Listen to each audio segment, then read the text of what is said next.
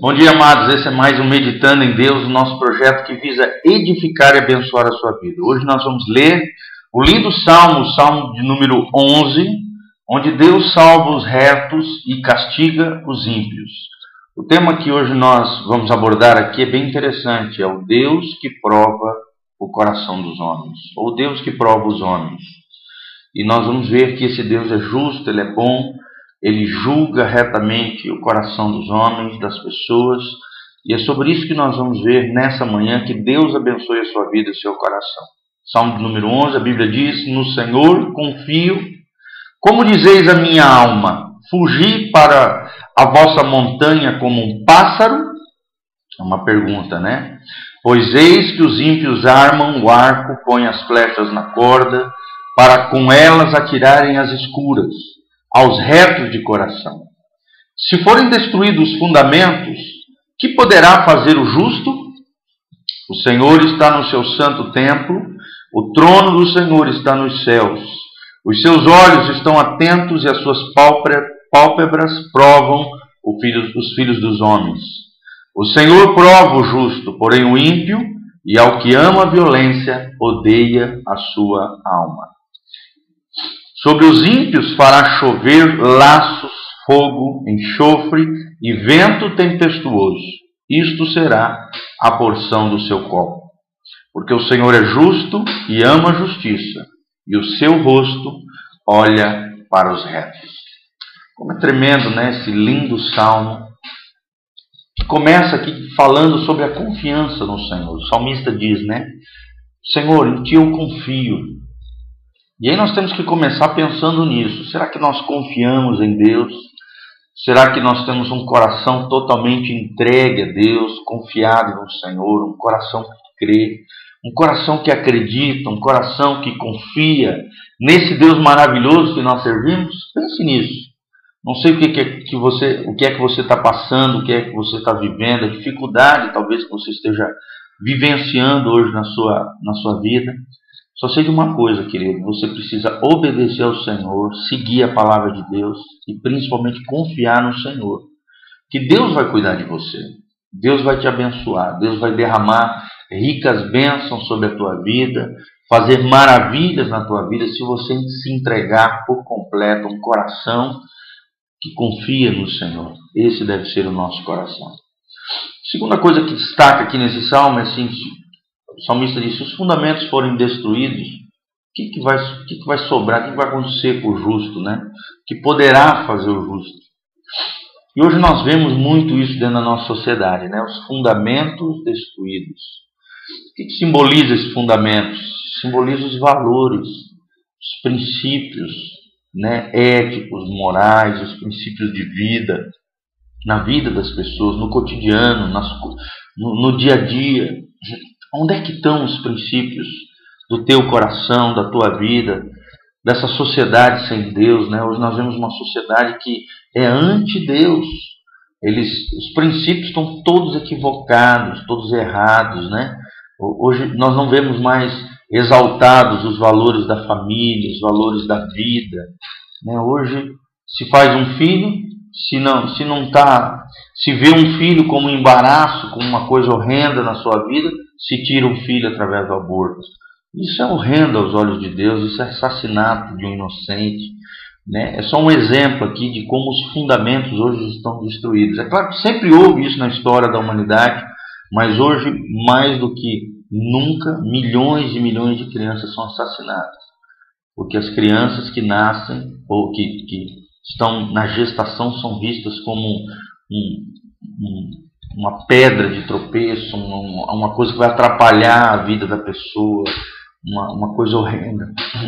E não é assim que a Bíblia diz, né? A Bíblia diz que os filhos são herança do Senhor. Por mais que tenham vindo de maneira equivocada, errada, através de pecados, todo filho é herança do Senhor e pode se tornar uma grande bênção, uma grande vida, uma grande pessoa na presença de Deus. Então os valores da sociedade estão destruídos.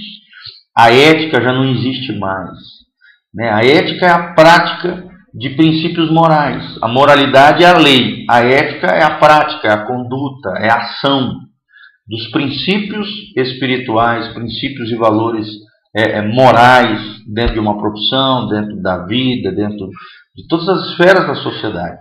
Hoje os fundamentos estão trocados.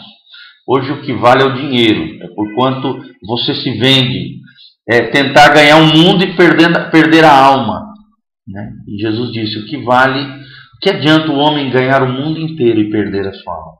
E assim muitas pessoas têm perdido a alma, vendendo os seus valores, vendendo a sua ética, vendendo os princípios de Deus, vivendo uma vida sem esperança. E aí entra o papel da igreja. A igreja é a esperança desse mundo. A igreja precisa trazer, resgatar, precisa ser um sinal do reino de Deus nessa terra. Trazer esses princípios, trazer esses valores, trazer esses fundamentos para esse mundo. Então a igreja local, a comunidade cristã local, ela precisa ser o fundamento de Deus na terra. Porque se os fundamentos forem destruídos, o que será do justo? O que será de nós?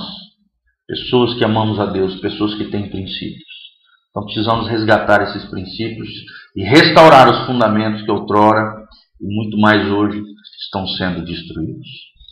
Terceira coisa, a Bíblia diz que Deus prova os homens. Deus prova o coração do justo através das tribulações, através das tempestades, através das situações da vida, através das crises que nós passamos. De que maneira reagimos? Nós sabemos que vamos enfrentar dificuldades, lutas, tribulações, desertos por essa vida. Isso é um fato, isso é uma realidade. Jesus disse, no mundo tereis aflições, mas tem de bom ânimo. Eu venci o mundo e com Jesus, querido, você pode vencer. Por mais que o barco da sua vida seja assolado com ondas, com tempestades, se Jesus for o comandante, estiver no barco da sua vida, comandando a sua vida, guiando o seu coração, apenas uma palavra de Jesus transformará a tempestade numa bonança, numa calmaria no seu coração e na sua alma. Deus prova o seu coração em meio à dificuldade. E pense nisso. De que maneira você tem reagido em meio à dificuldade? Como está seu coração diante da crise, diante da dificuldade? Deus está provando os justos. E a Bíblia diz aqui que Deus, a sua alma, odeia, né, a impiedade, o ímpio, o homem violento. E a esse tipo de homem, aquele que vive uma vida sem Deus, sem regras, sem a lei do Senhor, sem a vida com Deus, esse homem, essa mulher, vai sofrer laços, ou seja, embaraços na sua vida, uma vida atrapalhada, embaraçada, enroscada, toda atrapalhada. Sofrerá juízo, a Bíblia diz, de fogo e enxofre. Isso aqui é um símbolo do inferno, da condenação eterna para aqueles que vivem uma vida sem lei.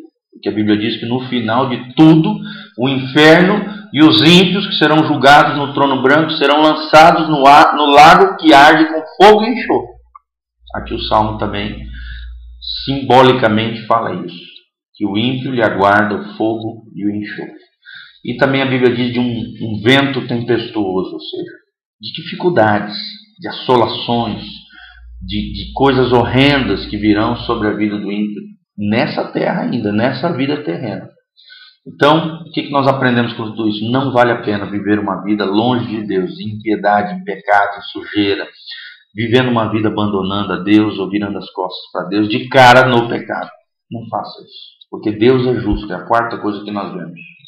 Primeiro, precisamos confiar no Senhor. Segundo, precisamos reconstruir os fundamentos que outrora foram destruídos. Terceiro, Deus prova o coração dos homens, o meu e o seu coração, o coração dos justos. E quarto, Deus é justo, pois Ele ama a justiça, Ele recompensa o bem e o mal, e Ele olha com misericórdia e graça para aqueles que são retos de coração.